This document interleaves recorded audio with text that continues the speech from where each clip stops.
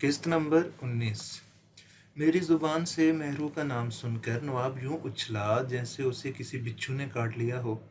آپ مہرو کو کیسے جانتے ہیں اور کیا تعلق ہے آپ کا مہرو سے؟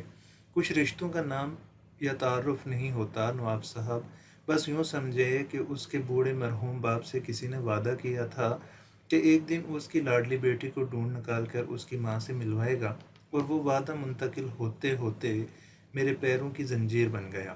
میں اور میرا وہ ساتھی جو اس وقت آپ کی قید میں ہے، ہم دونوں ہی میری مہرو کی تلاش میں یہاں تک پہنچے ہیں، کیونکہ اس کا آخری نشان آپ کے اس محل تک آتا ہے۔ اگر وہ آپ کے نکاح میں ہے تو آپ بھی اسے اس کی ماں سے ملوانے ہمارے ساتھ چلیے، اور اگر وہ آپ کی قید میں ہے تو اسے ہمارے حوالے کر دیجیے، کیونکہ اسے لیے بنا ہم یہاں سے واپس نہیں جائیں گے۔ ہاں، البتہ ہماری جان لینا آپ کے اختیار میں ہے۔ صرف یہی ایک تیسری صورت ہے اس مسئلے کے حل کی آپ کے پاس۔ میری بات ختم ہونے تک نواب کا جسم باقاعدہ لرزنے لگا اور مجھے ایسا لگا کہ وہ ابھی پھوٹ پھوٹ کر رو دے گا۔ وہ خود کو سنبھالنے کی خاطر بیٹھ گیا۔ مجھ سے بڑا گناہ ہو گیا، کاش اے کاش یہ نہ ہوتا۔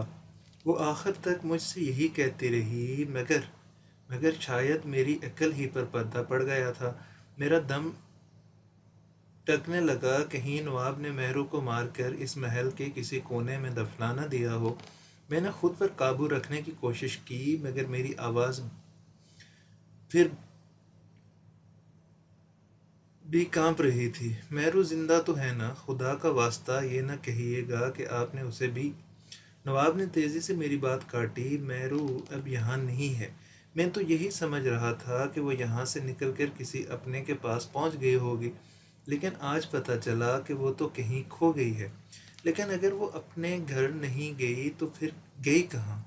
میں نے ایک بار پھر خود کو کسی تپتے صحرا کے بیچوں بیچ کھڑا پایا اور تھک کر وہیں بیٹھ گیا۔ نواب نے مجھے بتایا کہ مہرو چندہ کے پاس قریباً 3 ماہ تک اس کی امانت کے طور پر رہی، اور وہ ہر طرح سے اسے منانے کی کوشش کرتا رہا کہ وہ اس سے نکاح کر لے، مگر مہرو کا بس ایک ہی جواب تھا کہ وہ کسی اور کی امانت ہے، اور امانت میں خیانت سے پہلے وہ زہر کھا کر مر جانا پسند کرے گی۔ نواب اسے بہت سمجھانے کی کوشش کی کہ اتنا عرصہ گھر سے باہر رہنے والی لڑکی کو یہ معاشرہ تو کیا، اس لڑکی کے اپنے بھی کسی صورت قبول نہیں کرتے، لیکن مہرو کا اپنے محبوب پر یقین اتنا اٹل تھا کہ کبھی کبھی تو نواب کا اپنا دل بھی دہل جاتا کہ کہیں اس سرمئی آنکھوں والی لڑکی کی بات سچ ہی نہ ہو، اور کسی دن اس کا رہنجا اپنی ہیر اپنی مہرو کو ڈھونڈتا ڈھونڈتا چندہ کے ٹھکانے تک آ پہنچے۔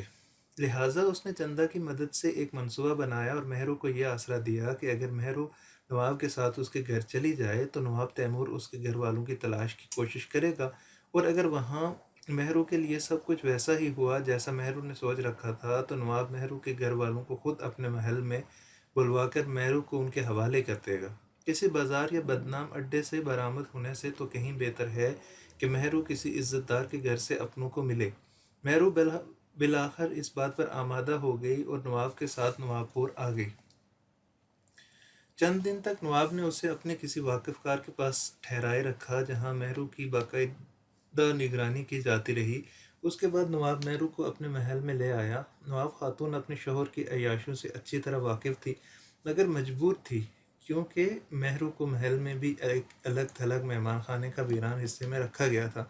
ہاں، اس کا ماتھا تب ٹھنکا جب نواب نے دوسرے نکاح کی بات چھیڑی، جبکہ نواب نے مہرو کا حوصلہ توڑنے کے لیے اسے اس کے باپ کے ہاتھوں کسی کے قتل اور باپ کی گرفتاری کی اطلاع بھی پہنچا دی، جو اس کے وہ ہر کار رحیم گڑھ سے لائے تھے، جنہیں نواب نے مہرو کے گاؤں مہرو کے خاندان کی خبر لینے بھیجا تھا۔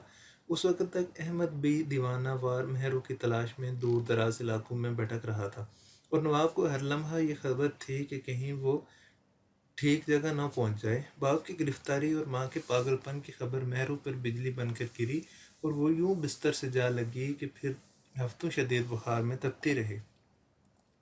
نواب بیگم کو حویلی کی اس خادمہ سے ساری خبریں ملتی رہتی تھیں جسے نواب نے مہرو کی خاص خدمت اور رکھوالی پر رکھا تھا۔ یہ وہی خادمہ تھی جو اس روز مجھے محل سے بھاگ جانے کی ترغیب دینے آئی تھی۔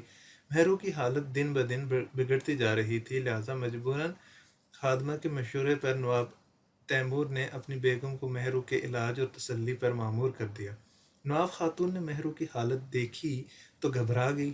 اسے ایک طرف ایک معصوم منمونی سی لڑکی پر ترس آتا تو اس کی شوہر کے چنگل میں پھنس کر رہ گئی تھی، تو دوسری طرف مہرو کی تیمارداری کے دوران یہ سوچ کر بھی غصہ آتا رہتا کہ کل کلاں یہی لڑکی صحت یاب ہو کر اس کی سوکن بن جائے گی، لہٰذا وہ لگاتار اپنے شوہر کی منت کرتی رہی کہ اس لڑکی کے ساتھ زبردستی نہ کرے، اسے آزاد کر دے، کیونکہ اس کی روح کسی اور کے قبضے میں ہے، وہ اپنے جسم پر کسی کے تصرف سے پہلے ہی خود کو مار ڈالے گی، اس لیے یہ کوشش فضول ہے۔ مگر نواب کی نوابی ہٹ بھی یہ فیصلہ اور ضد کیے بیٹھی تھی کہ اب تو وہ مہرو ہی سے دوسرا نکاح کرے گا۔ شاید اسے اس کھیل میں مزہ بھی آنے لگا تھا، کیونکہ یہاں تک کسی کی مرضی سے اسے ماحل با محبت کرنے ہی کو تو اصل مردانگی سمجھا جاتا ہے۔ نواب بیگم کی مسلسل توجہ، ویدوں،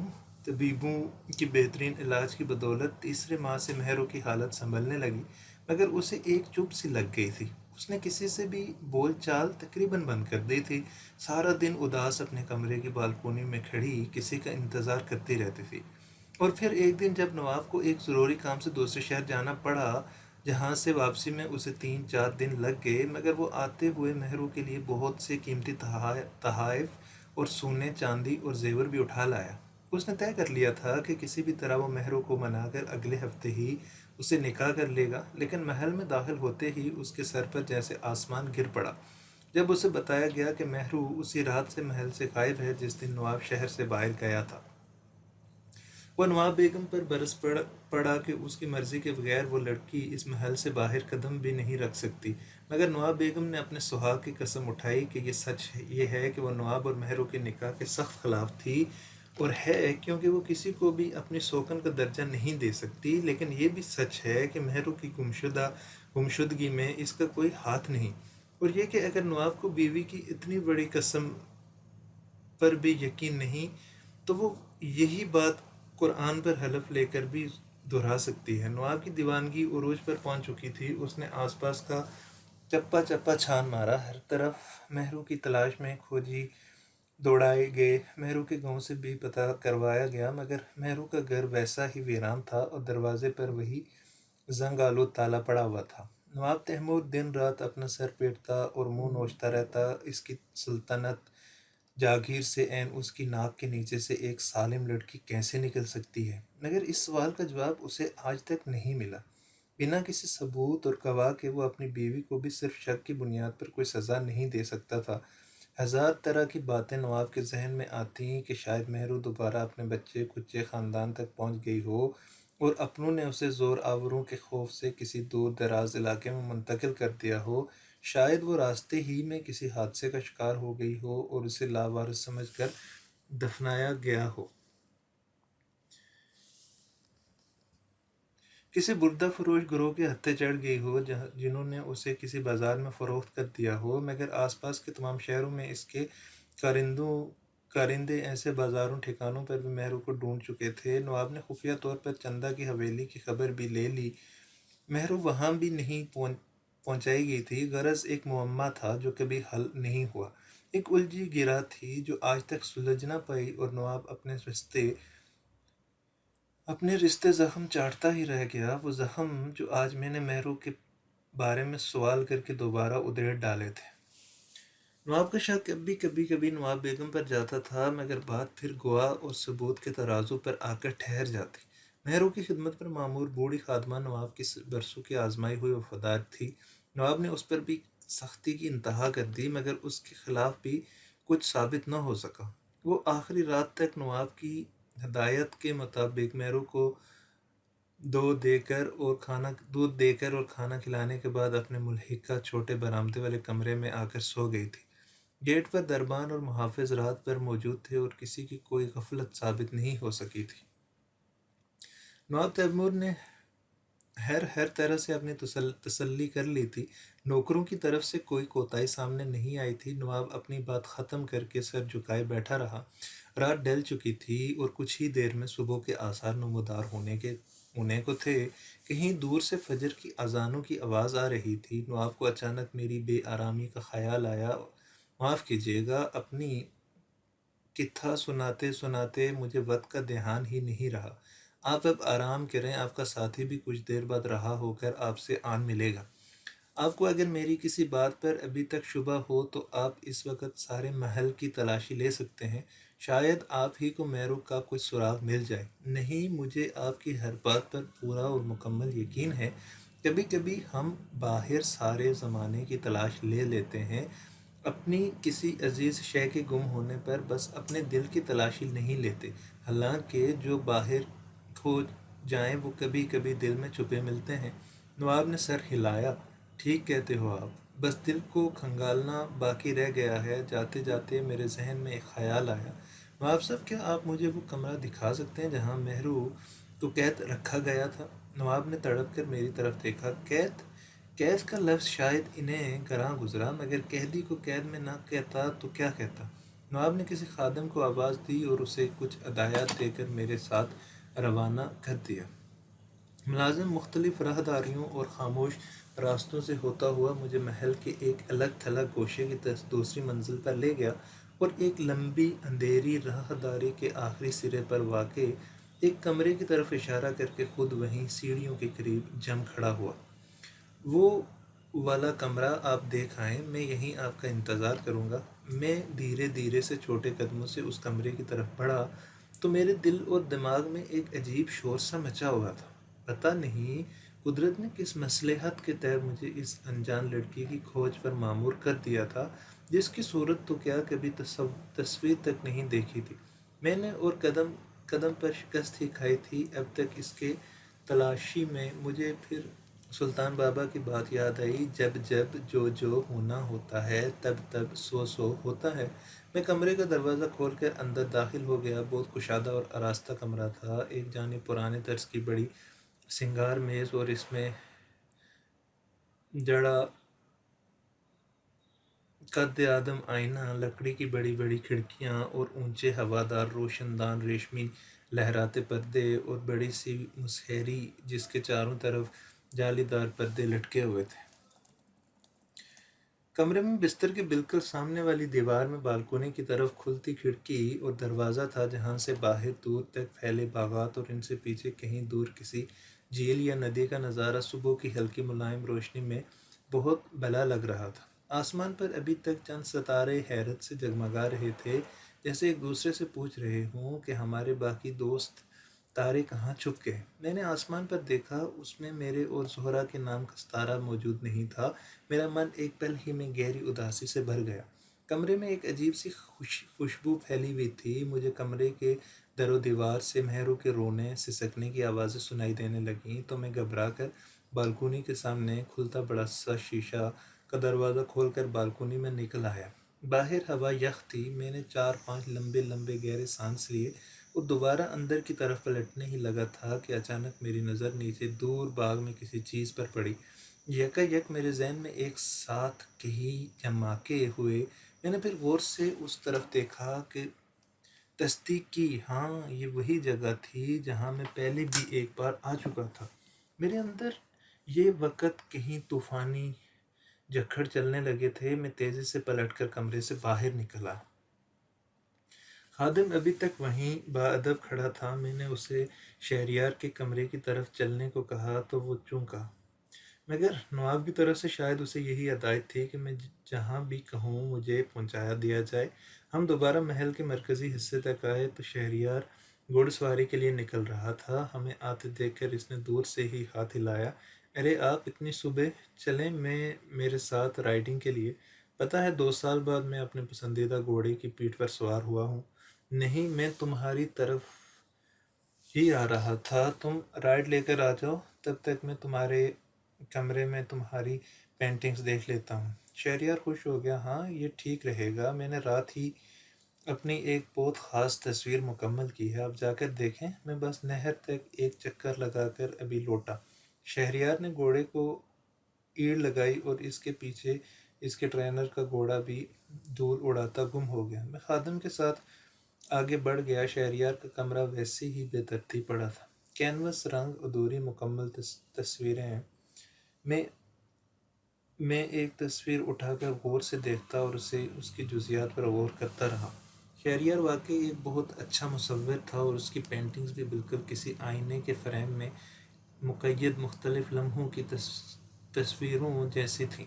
اس نے زیادہ تر بملا دیوی کی تصور کے زاویے سے کینوس پر رنگ بکھیرے تھے۔ کچھ ہی دیر میں چار طرف صبح کی روشنی پھیل گئی اور خادم نے مجھے بتایا کہ نواب تیمور اور شہریار بڑے حال میں ناشتے کی میز پر میرا انتظار کر رہے ہیں۔ میں نے بخت خان کے بارے میں پوچھا تو اس نے بتایا کہ نواب صاحب کے حکم پر اسے مہمان خانے میں میرے کمرے میں پہنچایا گیا ہے اور اس کی خواہش پر اسے وہیں کمرے میں ناشتہ بھی دے دیا گیا ہے۔ میں نیچے ڈائننگ ہال میں پہنچا تو آج باپ بیٹا بہت خوش اور آپس میں ماضی کی طرح بے تکلف باتیں کرتے دکھائی دیے۔ شہریار نے مجھے دیکھتے ہی پوچھا، کیسی لگی آپ کو میری نئی تصویر؟ ابا جان نے مجھ سے وعدہ کیا تھا کہ وہ میری تصویروں کی بہت جلد نمائش رکھیں گے، یہاں بھی اور فارن میں بھی۔ اچھا، یہ تو بہت اچھی بات ہے۔ ویسے تمہارا کوئی استاد، کوئی ٹیچر بھی ہے یا بس اپنی خداداد صلاحیتوں کے بلبوتے پر ہی یہ سارا ہنر سیکھا ہے تم نے؟ شہریار کے بجائے نواب تیمور نے جواب دیا، بہت اچھے استاد بلکہ اتالیق رہے ہیں نواب شہریار کے اکبر صاحب۔ میں تو انہیں ان کا استاد معظم ہی کہتا ہوں۔ اب بھی بچپن سے شہریار کی تربیت کا ذمہ انہی کے سر رہا ہے، مگر ضعیف ہو گئے تھے اب وہ بہت، تو انہی کی درخواست پر انہیں ریٹائر کر دیا گیا۔ ابھی چند ماہ پہلے ہی وہ یہاں سے رخصت ہوئے ہیں۔ یہیں محل کے پچھلے حصے میں باقی مینیجرز اور سٹاف وغیرہ کے کوارٹر کے ساتھ ہی رہائش تھی ان کی بھی۔ میں نے سر ہلایا اور شہریار کی تصویروں کی تعریف کی۔ واقعی تمہاری تصویریں ایک سے بڑھ کر ایک اور باکمال ہیں۔ ویسے اگر میں تمہاری تصویری نمائش کا کوئی نام تجویز کر سکتا تو میں اس کا نام انتظار تجویز کرتا۔ تمہاری ہر تصویر میں انتظار کی کیفیت اور اس کی شدت محسوس کی جا سکتی ہے۔ نواب تیمور نے چونک کر میری طرف دیکھا، گویا آپ کو بھی مصوری سے کچھ شغف ہے۔ نام تو وہی تجویز کر سکتا ہے جسے تصویر کے اندر اتر کر اس کی روح چھو لینے کا فن آتا ہو۔ میں بدستور شہریار کی طرف سے دیکھتا رہا۔ نہیں نواب صاحب، اتنا ماہر نہیں ہوں میں، بس اچھی تصویر کی تھوڑی بہت پہچان رکھتا ہوں۔ ایسے شہریار، میں نے تمہاری تصویروں میں بملا کے مختلف پورٹریٹس آج بڑے غور سے دیکھے۔ مجھے ایسے لگا جیسے وہ نہیں، دو مختلف لڑکیوں کی تصویریں ہیں۔ کچھ تصویروں میں بملا نے ماتھے پر بندی لگا رکھی ہے اور کچھ میں نہیں۔ کہیں اس کے بال بند یا سمیت خاص انداز میں بندھے ہوئے ہیں اور کہیں کہیں بال کھلے ہیں۔ اب تم بتاؤ، کیا میرا اندازہ صحیح ہے کہ وہ بملا کے علاوہ کوئی دوسری لڑکی ہے؟ میری بات سن کر شہریار کچھ بوکھلا سا گیا اور ہڑبڑا کر بولا، نہیں نہیں، ایک ہی لڑکی کی تصویریں ہیں، مختلف زاویے سے، شاید اس لیے آپ کو فرق محسوس ہوا ہو۔ میں نے غور سے شہریار کو دیکھا، تو پھر دونوں کے سنگار میں اتنا فرق کیوں ہے؟ شہریار، ہاں البتہ آنکھوں میں اداسی کی اذیت ایک جیسی ہے۔ نواب تیمور نے الجھی نظروں سے میرے طرف دیکھا، جیسے انہیں میری یہ ضد سمجھ نہ آئی۔ میں نے اب براہ راست شہریار سے سوال کر دیا، تمہیں پتہ ہے شہریار، وہ دوسری لڑکی جس کی تصویر تم نے بنائی ہے اس کا نام مہرو ہے؟ مہرو کہاں ہے شہریار؟ میرے سوال گویا کسی بم کی طرح ان دونوں کے سر پر پھٹا اور شہریار کے ہاتھ میں پکڑا کانٹا زمین پر گر گیا۔